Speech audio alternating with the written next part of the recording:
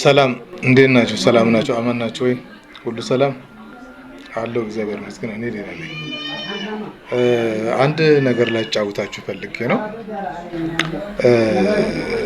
አንድ ትልቅ አባት ናቸው። በእድሜ ወደ 70 ምናምን የሚሆኑ ናቸው። አለ ረብሶ ይባላሉ። ከዕለታት በአንድ ቀን በአጋጣሚ ተገናኝተን ስለ ሀገራችን ኢትዮጵያም ስለ ትግራይም ኢቭን ስለ ራያ በበለጠ ደግሞ ስለ ራያ እያወራን ነበር እና ከመሃል አንድ ጥያቄ ይጠይቀኛል። ሰውየው በእድሜ ትልቅ ናቸው ብያቸዋለሁ፣ ግን አንቱ ከምላቸው አንተ ልበል ወይስ አንቱ ልበላቸው በየትኛው ሀሳባቸውን ወይም ስሜታቸውን እንደምገልጽላቸው ባላውቅም ግን አፌን ያስያዙኝ እና በጣም በሚገርም ነገር እይታቸው የትናንት ጄኔሬሽን እና የአሁኖቹ እኛዎቹ በፍጹም እንደማንገናኝና በሰውነት ልካችን በፍጹም እኛ የወረድን መሆናችንን በደንብ ነው ያሳዩኝና እሱን ልነግራችሁ ፈልጌ ነው። እንደዚህ ብለው ጠየቁኝ። ስለ ራያ ጠይቀውኛል። ብዙ ጥያቄ ስለሱ አላነሳም። ስለ ኢትዮጵያም ጠይቀውኛል፣ ስለ ሌላም ጠይቀውኛል። ግን ስለሱ ማንሳት አልፈለኩም። ግን አንድ ጥያቄ ግን ጠየቁኝ። ማንነት የምትሉት እንዴት ነው? ማንነት ማለት ምን ማለት ነው ብለው ጠየቁኝ። እኔ ደግሞ በዘመኑ ቋንቋ በዚህ ዘመን በሚወራውና በሚተነተን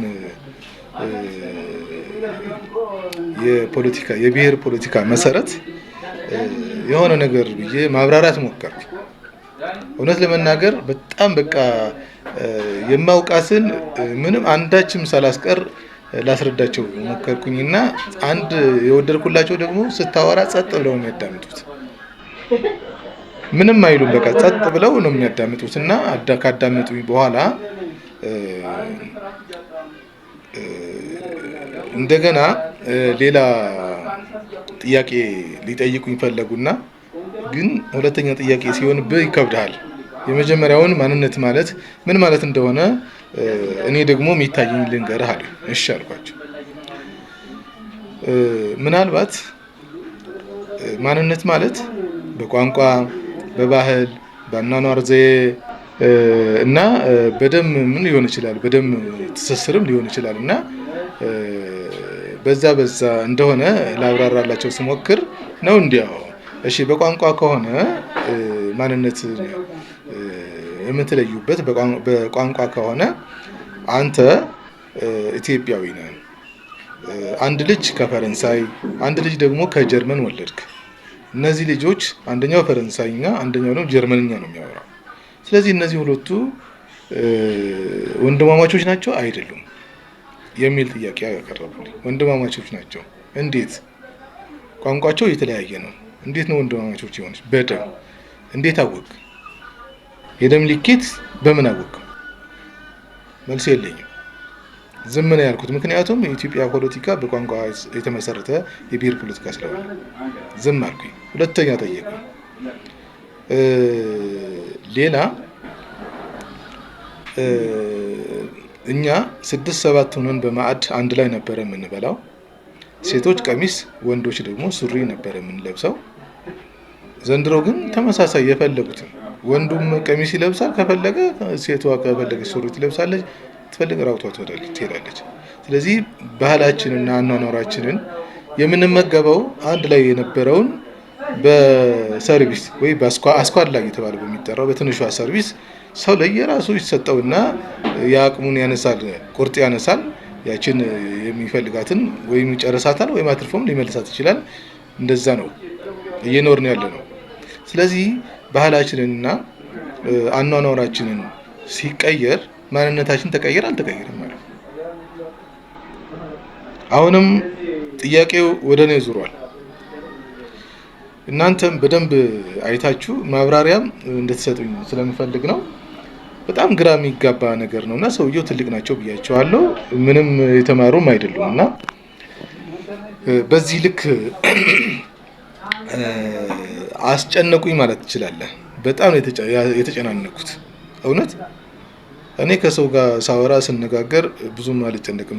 በመጣልኝ ሀሳብ ትክክል ባይሆንም ማብራራት እችላለሁ እና መልስ መስጠትም እችላለሁ። በቃ ተፈጥሮዬ ነው። እዚህ ላይ ግን ሰውየው ላይ ግን ምንም መልስ መስጠት አልቻልኩም። ስለዚህ እንዴት ነው ማንነት ማለት ብለው ካሉ በኋላ አንድ ነገር ልንገርህ፣ እኔ ላስረዳሃለሁ። እሺ፣ ማንነት ማለት የፍየልና የበግ ነው አለ።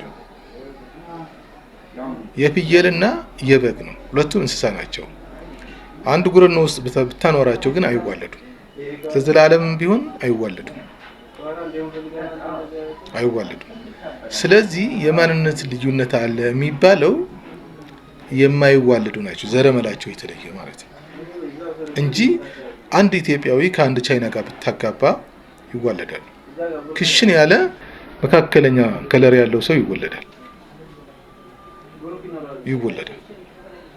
ጥቁር ከጥቁር ጋር፣ ቀይ ከቀይ ጋር፣ ቀይና ጥቁር ሁለቱም ቢጋቡ ይዋለዳሉ። ስለዚህ የማንነት ልዩነት አለ የምትለው ምኑ ላይ ነው? ሁለተኛ አንተም ባለቤትህም አንድ አይነት ቋንቋ እያወራችሁ ግን ከምታወሩት ቋንቋ አካባቢ ትነሱና ሌላ ቦታ ሌላ ዓለም ወደ አሜሪካ ሄዱ። የሚወለዱ ልጆች ቅድሚያ የሚይዙት ግን የእናንተን ቋንቋ ሳይሆን ኢንቫይሮንመንታል ቋንቋ ነው። እንግሊዝኛ ነው የሚናገሩት። ስለዚህ ቋንቋ በጣም ዘግይቶ የመጣ ቋንቋ ነው።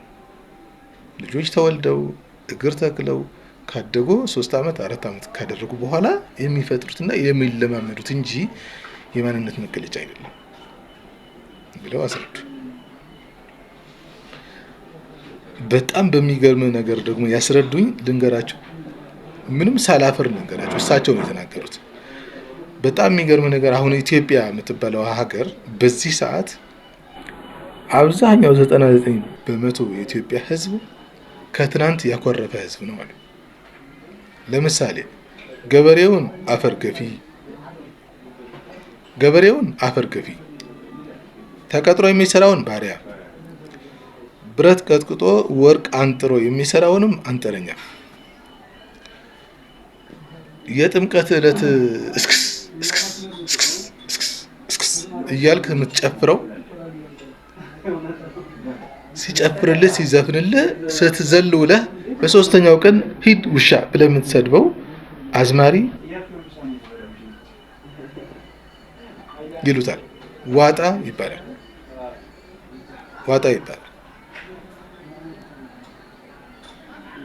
ስለዚህ ራሳቸውን ነፃ ያወጡ ዘረ ግንድ ከንጉሳዊ ወይም ከሰሎሞናዊ ወይ ከዳዊት ወይ ከአብርሃም ከምናምን የተሻለ ዘር አለን ብለው የሚያስቡ ጥቂቶች በአንድም በሌላም አሸንፈው ከላይ ወጥተው ከሰው ጫንቃ ተቀምጠው ራሳቸውን ከፍ አድርገው ሌላውን ማህበረሰብ ለእያንዳንዱ ስም እየሰጡ ተሸማቀው እንዲኖር ሲያደርጉ የነበሩት ሰዎች በዚህ ታይም በዚህ ጊዜ የሉ። ወይ ራሳቸውን ደብቀዋል፣ ወይ ጠፍተዋል፣ ወይ ደግሞ ተመሳስለው ከሌላው ጋር ትክክል መሆኑ ሲገባቸው ከአፈር ገፊውም ከዋጣውም ከቡዳውም ከሌላውም ከባሪያውም በሙሉ በኩል ይኖሩ ብለው አሉኝና የማንነት ልዩነት አለ እንኳን ቢባል እዚሁ አካባቢ ነው አሉ። አንተ አዝማሪም ዋጣ መሆን አትችልም፣ አንተ አንጠረኛ መሆን አትችልም። ስለዚህ ከሁለታችሁ በመካከላችሁ የተለያየ ነገር አለ ማለት ነው። ስለዚህ አንዳንድ ጊዜ አንጠረኛ ቀን ሰው ሌሊት ጅብ ይሆናል ተብሎ ጭምር ይነገራል። ለምሳሌ አለ እኔ ቡዳ ነኝ፣ አንጠረኛ ነኝ፣ ጀሰሪ ነኝ፣ አንተ ግን ጨዋ ነህ። እኔ የምሆነውን መሆን አትችልም። ስለዚህ እኔ በእኔና በአንተ መካከል የማንነት ልዩነት አለ ማለት ነው ብለዋል። ልዩነት አለ እንኳን ቢባል በዚህ መካከል እንጂ እንደ ሰው ኬንያዊ፣ ኢትዮጵያዊ፣ አፍሪካዊ፣ አሜሪካዊ ስለሆንክ ብቻ ግን የማንነት ልዩነት አለ አይባልም በፍጹም። ቋንቋ ነግሬሃለሁ። ሰው ሆነ ለአመታት ከቆየህ በኋላ የሚመጣ የምትለማመደው እንጂ በፍጹም የማንነት መገለጫ ሊሆን አይችልም ማለት ሊሆን አይችልም ማለት ጭራሽ የማንነት ልዩነት አለ እንኳን ቢባል ከአፈር ገፊና ከዋጣ ከአንጠረኛና ከባሪያ መካከል ልዩነት ይኖራል።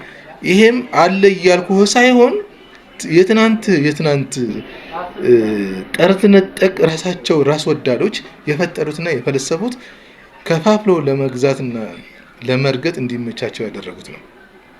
አሁን ያለችው ኢትዮጵያ ከነዚህ አኩራፊዎች ማህበረሰቦች የወጣ ትውልድ ነው ያለው።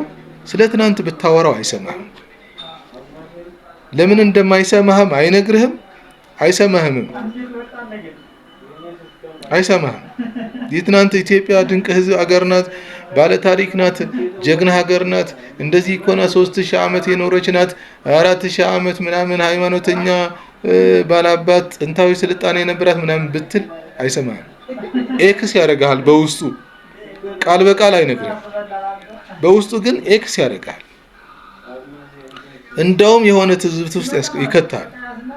ይህ ሰው ወደ ትናንት ወደ ኋላ ስትሄድ ይህ ሰው ከነዛ ራስ ወዳዶችና ሰልፊሽ ከነበሩ ራሳቸውን እንደ ምርጥ ዘር አድርገው ይቆጥሩ ከነበሩ ሰዎች ወገን ሊሆን ይችላል ብለው ትዝብት ውስጥ ሁሉ ሊከቱ ይችላሉ ብለው ነገር አሁን ሳየውና ስመረምር በእኛ ሀገር አንጠረኛ የምንለው በሌላ ዓለም ኢንጂነር ነው። በእኛ ሀገር ግንበኛ የምንለው ይሄ ጭቃ አብኩ የምንለው መሐንዲስ ነው። በእኛ ሀገር ደርዳሪ ዋጣ የምንለው በሌላ ዓለም አርቲስት ነው። በእኛ ሀገር አፈር ገፊ የምንለው በሌላ ሀገር አግሪካልቸር ነው፣ ግብርና ነው። በእኛ ሀገር 24 ሰዓት የሰራ ራሱንም አገሩንም ሌላውንም ሊለውጥ የሚችል ጉልበቱን የሚሰጠው ባሪያ ብለን የምንጠራው፣ በሌላ ዓለም ግን ታታሪ ሰራተኛ ትጉህ። ስለዚህ እኛ የተሸወድነው ዛሬ ሳይሆን ትናንት ነው። ስለዚህ የትናንቱን እንደው እያወቅነውም ቢሆን እየገባንም ቢሆን እንደው እንደ ታሪክ ሆኖ እዛው ብናስቀምጠው ይመረጣል። እዛው ቢቀር በቃ የሚጠቅመንን መውሰድ እንችላለን። ሰው ሰርቶ መኖር እንዳለበት አምነን መስራት አለብን። ሰው ታለንትድ ከሆነ ጊፍትድ ከሆነ በሙዚቃም በለው በግጥም በጸሐፊነትም በለው በሌላ ቀልዶ በኮሜዲ በለው ባስፈልገው ነገር መምጣትና ሌላውን ማዝናናት ይችላል።